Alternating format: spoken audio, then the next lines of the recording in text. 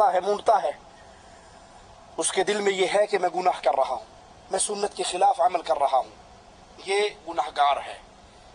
ایک وہ بدنصیب ہے جس کو داڑھی سے نفرت ہے، جس کو داڑھی سے نفرت ہے۔ وہ داڑھی والے کہ داڑھی بھی کوئی چیز ہے، یہ پرانے دور کی باتیں ہیں۔ داڑھی فرسودہ اسلام ہے، داڑھی والا، برخے والا، داڑھی والا، پردے والا، یہ فرسودہ پرانے اسلام کی باتیں ہیں۔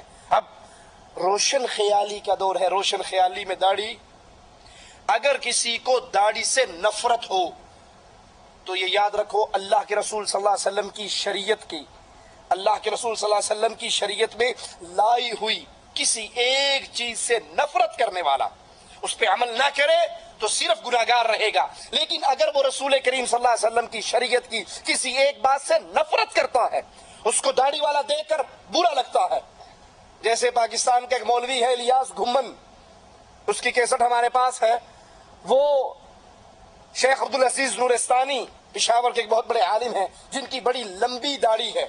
اب لمبی داڑھی رکھنا کس کی سنت ہے؟ حدیث میں آتا ہے رسول کریم صلی اللہ علیہ وسلم کی داڑھی پورے سینے کو ڈھانپتی تھی، ٹھیک ہے؟ اللہ کے نبی کا حکم ہے وفروا اللحى، داڑھیوں کو زیادہ کرو، وفروا ای کثروا، اس کو بڑھاؤ۔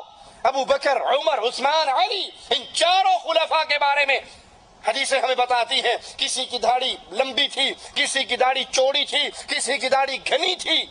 یہ بڑی داڑھیوں والے، وہ ظالم داڑھی سے نفرت کرتے ہوئے کہتا ہے کہ یہ نورستانی کو دیکھ لو جیسے سکھ بیٹھا ہو، اس کی داڑھی لمبی ہے تو لمبی داڑھی سکھوں کی ہوتی ہے۔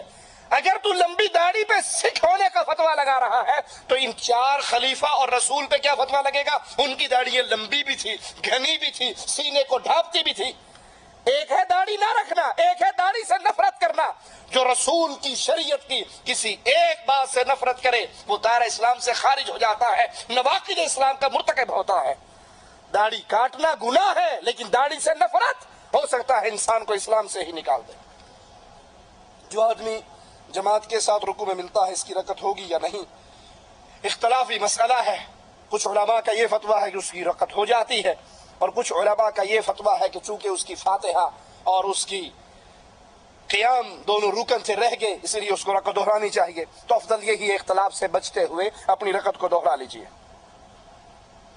جو آدمی نماز نہیں پڑھتا اس کے ساتھ کھانا کیسا ہے؟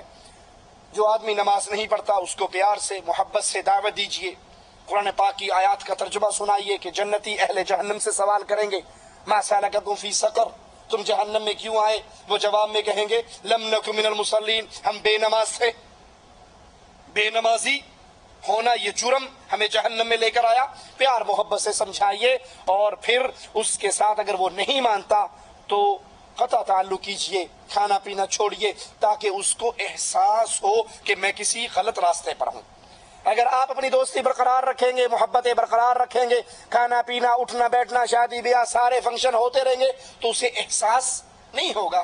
اگر وہ آپ کا قریبی ہے اس کو یہ احساس دلانے کے لیے کہ تم جرم عظیم کر رہے ہو جو کفر کی وادی کی طرف لے کر جا رہا ہے، اس سے قطع تعلق کیجئے۔ ہو سکتا ہے اس بات سے اس کو ٹھیس پہنچے اور وہ دین اسلام کے راستے پر آ جائے۔ جو آدمی اسلام کا مذاق اڑاتے ہیں وہ بولتے ہیں کہ ابھی سلام کے دوبارہ سلام کا کیا فائدہ ہے؟